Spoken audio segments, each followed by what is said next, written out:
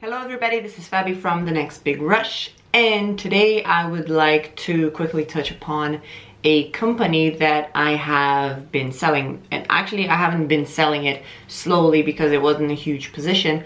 I just quickly decided to liquidate my position.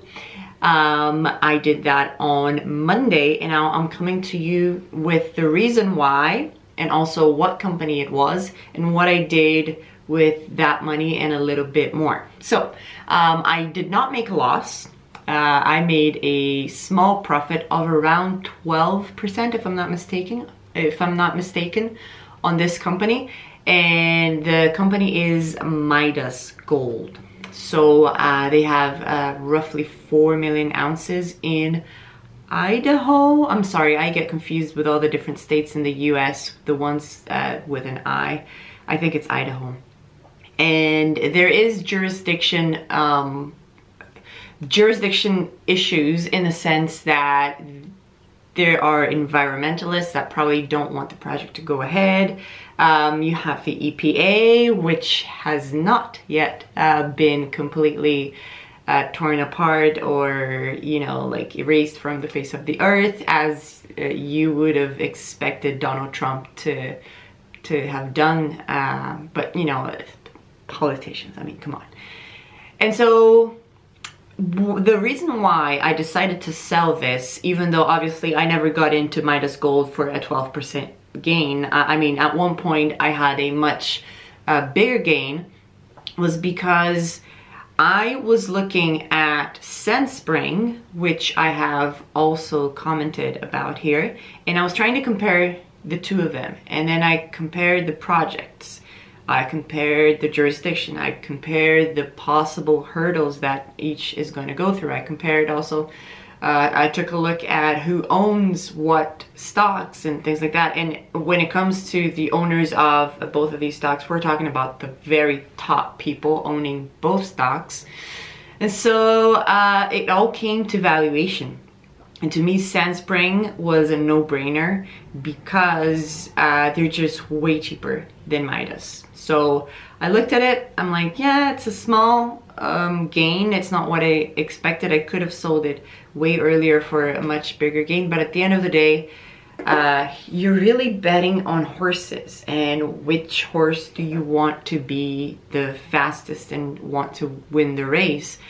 And the thing is, everybody talks about Sandspring as a possible takeover target. And I would be of the opinion that yes, there is a certain likelihood that that would happen, obviously, because it's somewhat of an optionality play. I mean, yes, they are advancing projects and so forth, so it's not a pure optionality play. At the end of the day, they know what they have. It's a decent sized project, but we need gold prices to be higher. Same thing with Midas Gold. But because Sandspring is considerably cheaper, I just could not, looking at those two options, just maintain my position in Midas Gold because there was no logical sense to it. I didn't see why, you know, two companies that should be worth approximately the same were completely different in value.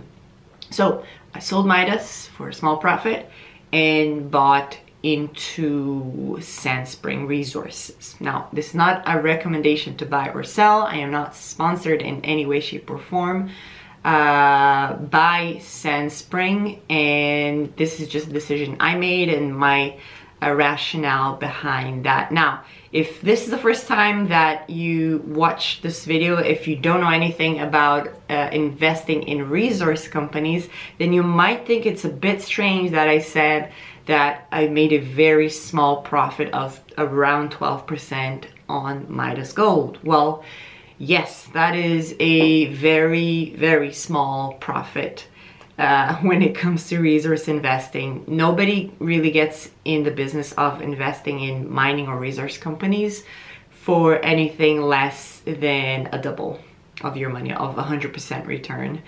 So if that sounds intriguing to you, if that sounds interesting to you, make sure to subscribe and watch a few of my other videos where I talk about why this industry is so crazy and how I've been able to get just ridiculous returns, even though I'm very new to investing in this sector. All right, well, I hope you're having a great day. If you like this video, hit like and subscribe, because there's a lot more coming your way, including that video about some of the companies that I'm buying. One of them you already know is Sandspring Resources. Super interesting. Take a look if you'd like. Thank you. Have a good week. Take care.